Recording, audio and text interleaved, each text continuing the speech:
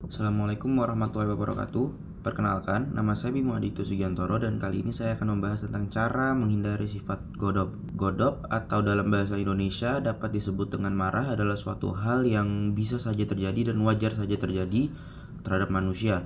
Sifat godop ini tidaklah boleh dibiarkan karena nantinya akan berdampak tidak baik bagi diri kita.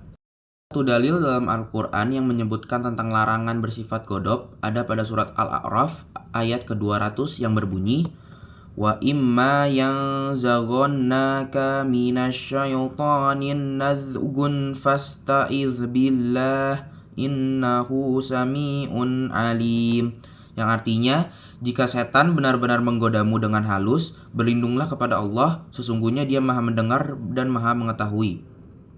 Dari dalil tersebut telah membuktikan bahwa sifat godop adalah sifat yang berasal dari perbuatan setan untuk menghasut kita sebagai manusia agar berjauh dari Allah.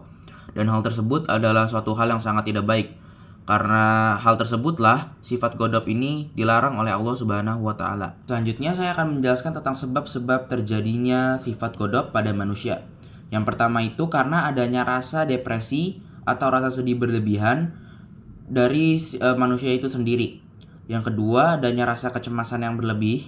Ketiga, adanya ketergantungan dari alkohol. Keempat, adanya gangguan dari perkembangan saraf atau disebut ADHD. Kelima, adanya kepribadian ganda atau disebut juga bipolar. Kita membahas tentang sebab-sebab orang memiliki sifat godop atau marah. Selanjutnya saya akan menjelaskan tentang cara-cara kita sebagai manusia untuk menghindari sifat godop dari dalam diri kita.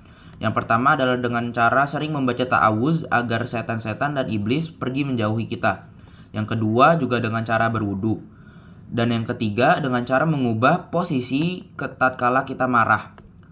Mengapa hal tersebut berpengaruh terhadap sifat marah yang ada dalam diri kita? Karena suatu saat Nabi Muhammad SAW pernah bersabda tentang hal tersebut, bahwasanya ketika kita sedang marah dan mengubah posisi kita, contohnya ketika sedang marah kita sedang berdiri dan kita duduk, itu akan membantu dan mengurangi rasa amarah yang ada dalam diri kita. Lalu setelah itu yang keempat adalah memperbanyak zikir kepada Allah Subhanahu wa taala. Kelima adalah dengan memperbanyak sholat sunnah agar kita lebih dekat dengan Allah Subhanahu wa taala. Dan terakhir adalah dengan cara menjaga diri, diam, dan menjaga ucapan. Setelah menjelaskan tentang cara-cara menghindari sifat godop, terakhir saya akan menjelaskan tentang manfaat-manfaat menghindari sifat marah atau godop. Yang pertama adalah dengan kita menghindari sifat godop, kita dapat menjadi orang yang lebih kuat jiwanya dan juga lebih bisa berpikir lebih jernih. Yang kedua adalah dengan kita menghindari sifat godop, kita akan memiliki lebih banyak kekuatan karena rasa amarah itu pergi dari dalam diri kita. Ketiga, dengan kita tidak memiliki sifat godop atau sifat marah, kita tidak akan pernah bisa merugikan orang lain dan malah kita akan memberikan keuntungan bagi orang lain.